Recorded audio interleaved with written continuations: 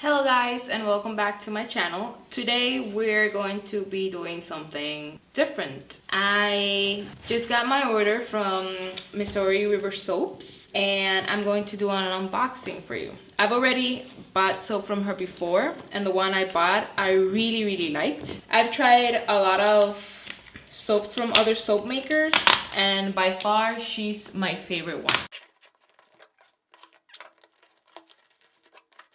I've seen a lot of her videos preparing her orders, so I'm not really that surprised to see such a cute little wrapping paper right here. She always dedicates so much time to her presentation, and I really like that. I didn't want to break it, but I guess I have to do it. Alright, so the first thing I noticed when I got the box is that even though it was closed off and with all that tape, you can still smell the soaps. So the first soap we got here is Kashmir. And you see it's in a little box, very cute. All the information is at the back here.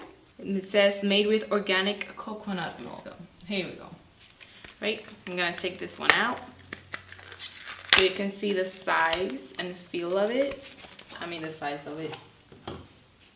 This one has a really soft smell to it. It's not overpowering, and it's really nice. You can see just how nice those swirls are. They all look very fine and very detailed, and I like that. There it has a little bit of gold at the top. And it's a very nice sized soap. I mean, it's not uncomfortable to hold, and like I said, I've tried them before and they make a lot of good lather. And unlike most soaps, at least with me, when I get out of the shower, I usually don't smell like the soap. But with her soaps, I've noticed that I do. So that's a plus. The next soap is Rainbow. It's one of her classics. She usually always has it in stock. Let's open it up so we can all see it. Has a little bit of glitter at the top. Those lines are just so perfect.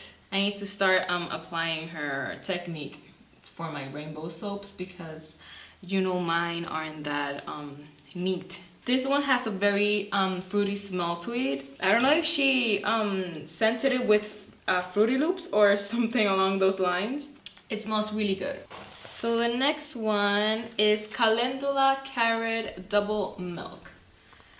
I'm not a fan of carrot soaps, but I was really interested because it said double milk. Oh, it smells really lemony. I'm not sure if that's how it's supposed to smell, but it smells lemony to me. You can see the little poppy seeds, I think those are. They look really nice. And again, her swirls always look so delicate. I like it. This one says that it has honey, kaolin clay, pureed, I don't know how you pronounce that, carrots, goat milk, buttermilk, oh, and orange essential oils. This is with essential oils. This one is great. So far, I'm really liking all the smells. I'm really usually very picky with how my soaps smell, but so far, I'm liking all of them. This one is triple milk. This one's unscented if I'm not mistaken, and it's with buttermilk, goat's milk, and coconut milk. I cannot for the life of me find buttermilk here in Puerto Rico. Oh, maybe I'm not looking hard enough, but I can't for the life of me find it. It's a very simple soap. It has the standard size as all the other ones. It's unscented, but it has like a faint trace of a smell, and it's not bad, so that's good. Here we have honey apricot. It has honey. I think all of them have honey. And apricot kernel oil and goat milk. I'm trying to find out what apricot is for us here. I don't know. I don't remember the Spanish equivalent of it. I probably know what it is, but I can't associate apricot with any of our fruits or vegetables or whatever. This one, it has a really nice smell too, and it has this little something along the lines of small. This one is usually, this type of drop is usually made from very close to the soap, so it doesn't go too deep, and that's why it floats up. But it looks really nice, and it smells great too. I'm not sure how I can describe the scent to you, but it's kind of citrusy. I'm not sure if it's supposed to smell citrusy, but it smells like that to me. Oh, she also sent some little samples. I noticed that she always sends samples to her shoppers, so I'm not that surprised either, but it's great.